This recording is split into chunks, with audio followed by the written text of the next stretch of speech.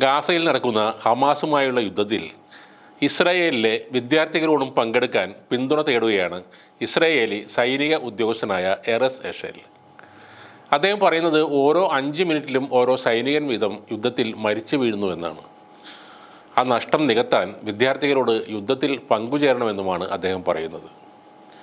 തോറ വിദ്യാർത്ഥികളുടെ വിദ്യാലയത്തിൽ എത്തിയായിരുന്നു അദ്ദേഹത്തിൻ്റെ ഈ പ്രസംഗം. ആ സൈനികൻ വിദ്യാർത്ഥികളോട് പറഞ്ഞത് ഇങ്ങനെയാണ്: ഇസ്രയേലിന് ഒട്ടേറെ സൈനികരെ നഷ്ടമായിരിക്കുന്നു. 1300-ൽ അധികം സൈനികരാണ് കൊല്ലപ്പെട്ടത്. ഇപ്പോൾ ഓരോ 5 മിനിറ്റിലും ഒരാൾ വീതം മരിക്കുന്ന അവസ്ഥയാണുള്ളത്.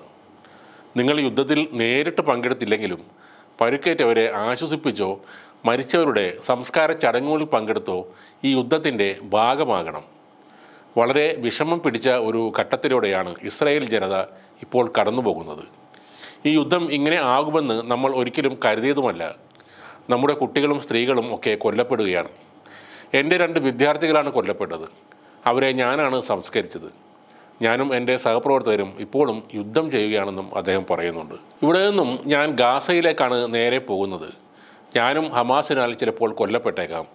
അങ്ങനെ ഉണ്ടായാൽ നിങ്ങൾ എൻ്റെ ശവസംസ്കാരത്തിൽ പങ്കെടുക്കണം. എനിക്ക് നിങ്ങളിൽ അഭിമാനമുണ്ട്. നിങ്ങൾ ഇപ്പോൾ തന്നെ പുറത്തു വരണം. ഇതൊരു തുടക്കം മാത്രമാണ്. ഇസ്രായേൽ ജനതയുമായി നിങ്ങൾ കൈകോർക്കണം എന്നൊക്കെയാണ് എഷേർ പറയുന്നത്. എന്നാൽ ഈ പ്രസംഗത്തിൻ്റെ അവസാനം വിദ്യാർത്ഥികൾ ഒരാൾ സ്റ്റേജിൽ കയറി വന്ന് അദ്ദേഹത്തെ പിടിച്ചു വലിച്ച് താഴെ ഇറക്കാൻ ശ്രമിക്കുന്നതായും കാണാം. അദ്ദേഹത്തിൻ്റെ പ്രസംഗത്തിനിടക്ക് അത് നിർത്താനായി വിദ്യാർത്ഥികൾ ആവശ്യപ്പെടുന്നുമുണ്ട്. അപ്പോൾ 2 മിനിറ്റിനുള്ളിൽ ഞാൻ അവസാനിപ്പിക്കാം എന്നാണ് അദ്ദേഹം പറയുന്നത്. ആ വിദ്യാർത്ഥികളുടെ പെരുമാറ്റത്തിൽ നിന്നും മനസ്സിലാക്കാൻ കഴിയുന്നത് ഇപ്പോഴത്തെ ഇസ്രായേലിലെ അവസ്ഥയാണ്. പലസ്തീനിലെ ജനങ്ങളെ പരസ്യമായി പിന്തുണക്കുന്ന യഹൂദ വിഭാഗമാണ് തോറ ജൂതന്മാർ. ഇസ്രയേലിൽ നിന്നുകൊണ്ട് തന്നെ സൈന്യത്തിൻ്റെ ക്രൂരതകൾക്കെതിരെ വിമർശനം ഉയർത്തുന്നവരാണ് തോറ വിഭാഗം ജൂതന്മാർ. ഗാസ യുദ്ധത്തിൽ ഇസ്രായേൽ സൈന്യം നടത്തുന്ന മനുഷ്യത്വരഹിതമായ നടപടികൾക്കെതിരെ എപ്പോഴും പ്രതിഷേധം ഉയർത്തുന്നവരാണ് ഈ വിദ്യാർത്ഥികൾ.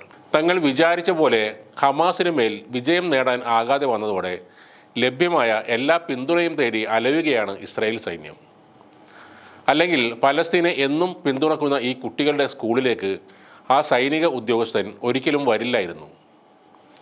ലോകരാജ്യങ്ങളെ വിറപ്പിക്കാൻ കഴിവുണ്ട് എന്ന് വീമ്പിളക്കുന്ന ഇസ്രായേലിൻ്റെ മുഖം മൂടിയാണിപ്പോൾ അഴിഞ്ഞു വീഴുന്നത്. കൂട്ടത്തിൽ അവരുടെ സൈനികരും യുദ്ധഭൂമിയിൽ മരിച്ചു വീഴുകയാണ്.